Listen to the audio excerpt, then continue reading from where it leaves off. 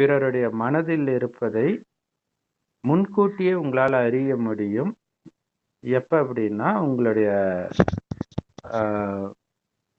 எண்ணங்களை அப்படியே பிரேக் போட்டு நிறுத்த முடிந்தால் இல்லையா? உங்க எண்ணமே இல்லாம ஆக்சுவலா ஏதாவது ஒட்டு கேட்கணும் அப்படின்னா உடனே அப்படியே அமைதியா இருந்தா அவங்க பேசுறது கேட்கணும்.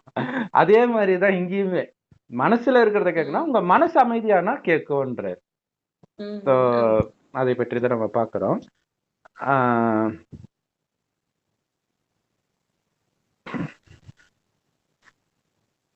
ஸோ அந்த பிரேக் வந்து சக்திசாலியா இருக்கணும். அது அடிக்கடி பாபா சொல்றாரு, இங்க பிரேக் அடிச்சு 1 கிலோமீட்டருக்கு அண்ணாண்ட போய் நிக்க கூடாது, பிடிச்ச அந்த இடத்துல நிக்கணும் மைண்டு. ஸோ அப்படி உங்களால உங்களுடைய மைண்டை வந்து உள்ளடக்க முடியல அப்படின்னா உங்களால மற்றவர்கள்